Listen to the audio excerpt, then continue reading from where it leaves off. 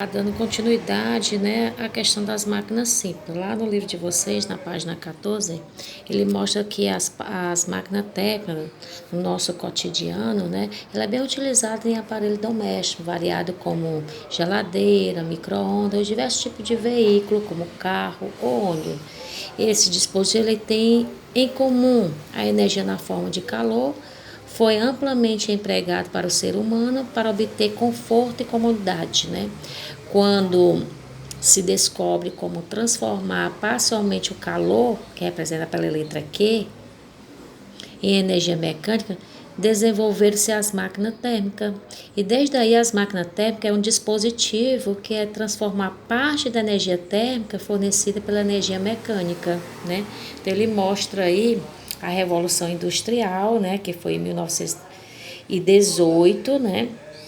Surgiu nas fábricas essas máquinas a vapor térmica, que era inicialmente utilizada para formar manual. Esse produto passou a ser fabricado em larga escala,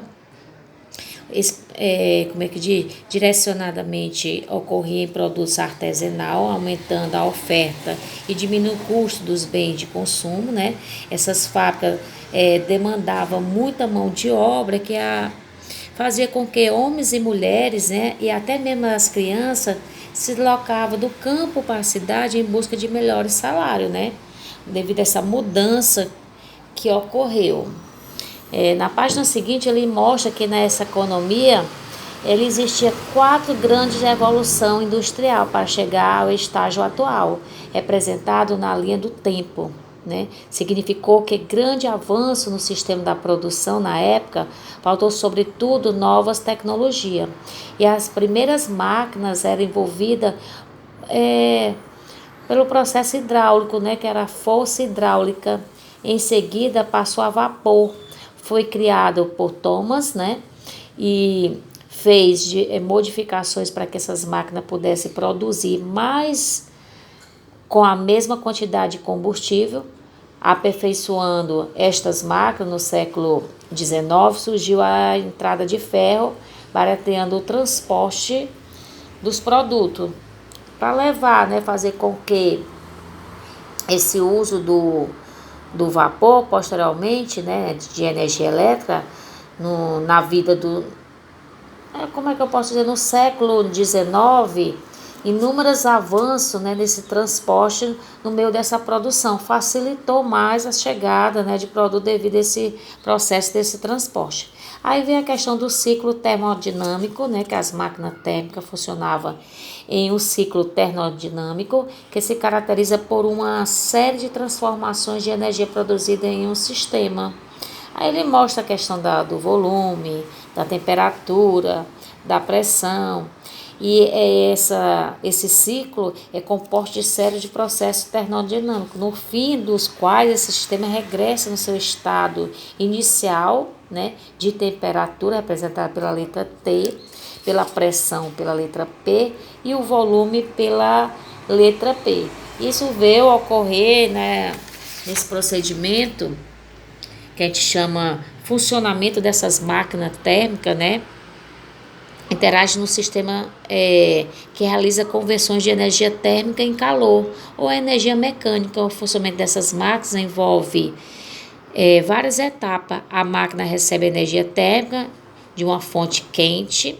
A parte dessa energia térmica é transformada em energia mecânica e a energia térmica que não é utilizada é descartada para o ambiente, sendo chamado de fonte fria. Então, existem 2 processos, né? Fonte quente e fonte fria. Aqui no livro de vocês, na página 16, né, que vocês estão vendo aqui, ele mostra a questão dessa etapa, né? Ele fornece energia térmica, né? Aí ela é transformada em mecânica, transfere a energia térmica em fonte fria, né? Primeiro inicia com a temperatura. Essa energia mecânica é utilizada para mover, geralmente a gente chama pistão, né? Esse movimento do pistão é chamado de trabalho mecânico. Simboliza pela letra grega, né, tal, que é T. A ilustração a seguir ela representa o esquema dessa máquina a vapor, que é essa que vocês estão vendo aqui, tá vendo, ó? Água no refrigeramento, mostrando a válvula, essa forma de esquentar. Então, era a forma de funcionamento dessas máquinas térmicas a vapor, né? Que a gente chama de fonte quente. Ela valoriza essa água por meio do calor fornecido pelo forno. Esse vapor, movimento se transformando parte dessa energia térmica em energia mecânica, ou movimento pistão utilizado no trabalho, finalmente o fluido é resfriado e retorna à caldeira, né, que ele chama. Esse rendimento de máquina térmica é dado pela razão entre o trabalho e o calor fornecido pela fonte quente. Não existe máquina térmica com rendimento de 100%, né? Ele é comprovado, parte desse calor fornecido pela fonte quente é perdido na fonte fria, ou seja, nenhuma máquina térmica ela consegue transformar todo o vapor absorvido de fonte quente em trabalho. Então é como diz assim, né? A máquina humana, na realidade, nunca, né? Eles vão conseguir fazer um equipamento que não seja totalmente considerado 100%, né? Existem suas falhas. E o ciclo de refrigeração, ela existe nessas máquinas térmicas que opera com o ciclo termodinâmico inverso. Esse tipo de ciclo utilizado para o desenvolvimento dessa refrigeração e bombas de calor entrega nas fontes externas para realizar trabalho transferido de forma forçada ao calor da fonte fria para a mais quente. Então, essa refrigeração são dispositivos utilizados para resfriar o ambiente, enquanto as bombas de calor são dispositivos utilizados para manter o ambiente quente.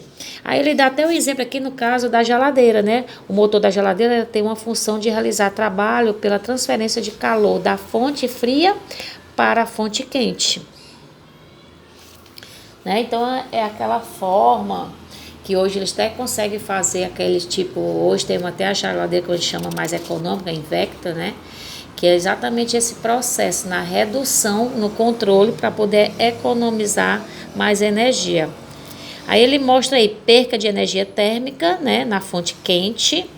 A máquina térmica é o inverso do que a gente estava falando, né, lá na página anterior, né, que inicia, né, que fornece energia térmica para as máquinas térmicas, para fazer energia térmica em, como é que chama?